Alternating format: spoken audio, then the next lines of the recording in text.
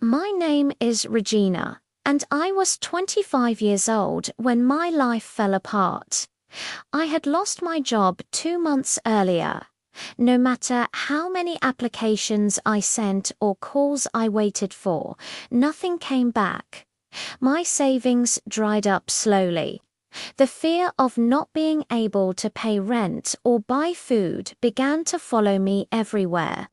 One afternoon, my best friend Katie came to visit.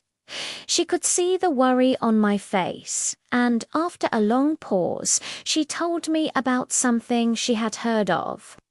Women who carried babies for wealthy couples who couldn't have children on their own and were paid large sums of money in return.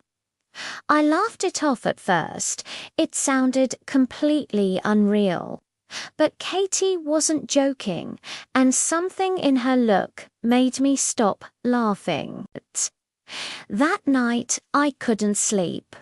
I opened my laptop and started searching, and that's when I found an advertisement.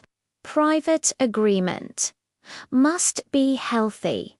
$500,000. I read it 3 times.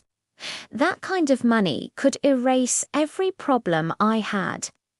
The next morning, I went to the address listed in the ad. It was a large, beautiful house. My hands were shaking as I rang the doorbell. The man who answered was tall and well-dressed, but his face was cold and serious. He introduced himself as Aaron and wasted no time explaining the terms. This was a business arrangement only. No emotions, no attachment. After the baby was born, there would be no contact. Not with him, not with the child. I would live in his house for 9 months, away from friends and family. I was not to tell anyone about our agreement. He slid a contract across the table.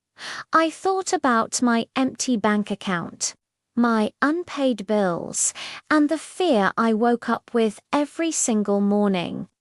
I picked up the pen and signed. Living in Aaron's house was quiet and isolating. I couldn't use my phone, couldn't go outside, couldn't see anyone I loved. A doctor visited daily to check on me and the baby. Aaron stayed mostly in his office, distant and unreachable. I told myself this was fine. I was here for the money, nothing more. But one evening, Aaron was sitting alone. He invited me to join him. Something in his voice sounded different, not cold, but tired. He began to talk about his past. His wife had died 2 years ago. Their baby had died with her. He had lost everything at once. He said quietly that he just wanted to build a family again. I sat there and listened without saying a word, because there were no words good enough. That night, alone in my room, I realized I was no longer thinking only about the money. I was thinking about him. As weeks passed, Aaron and I talked more often. One afternoon in the garden, he asked if I had thought of any names for the baby. I told him I liked Leo for a boy, meaning brave, and Olivia for a girl, meaning peace. He pulled out a small notebook and wrote them down carefully.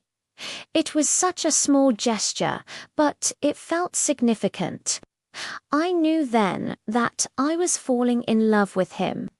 And I also knew that the contract I had signed made that feeling dangerous. Then, one morning, everything changed. A woman appeared at the door, beautiful, furious, and clearly wealthy.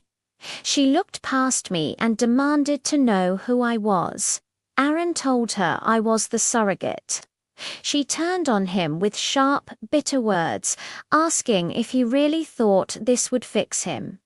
Then she left, just as suddenly as she had arrived. Erin came to my room afterward, but he didn't ask how I felt, or whether I was all right. He simply said she didn't matter. I asked him quietly if I mattered. He said nothing. He turned and walked away. A few days later, while tidying his desk, I opened a small drawer and found a photograph. My heart stopped. It was a picture of me taken before I had ever come to his house.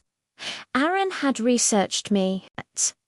He had known who I was before I ever knocked on his door. When he came home that evening, I confronted him, my hands trembling as I held the photo out. He told me he needed to know I was safe, honest, and real before letting me into his home. His voice was calm, but his words cut deep. I felt like a case file, not a person. Tears ran down my face as I told him that I wasn't a product to be checked and verified. I had feelings. I was real. He stood there silently and said nothing. That night, I packed my bags and left. 2 weeks later, I was staying with Katie. I was slowly finding my footing again, though thoughts of Erin never fully left me. One quiet morning, I placed my hand on my stomach and felt the baby kick for the first time. It was gentle and small, like a whisper from inside. In that moment, I wished more than anything that Erin had been there to feel it too. Later that same day, there was a knock at the door. I opened it, and there he was. Aaron stood on the step, holding flowers, his face drawn and tired in a way I had never seen before. He spoke slowly, like each word cost him something. He told me he had broken his own rules. He said that somewhere along the way, without meaning to, he had fallen in love with me. He wasn't asking me to come back just for the baby. He was asking me to come back for him, to be his family. I stepped closer and looked into his eyes. What I saw there wasn't the cold, guarded man I had first met. It was someone who had been broken by loss and was brave enough to try again. I thought about everything that had brought me here, the fear, the contract, the loneliness, the tears, and I realized that none of it had been wasted. It had all led me here. I told him yes. What began as a desperate decision made out of financial need had quietly, painfully, beautifully transformed into something neither of us had planned. It wasn't about the money anymore.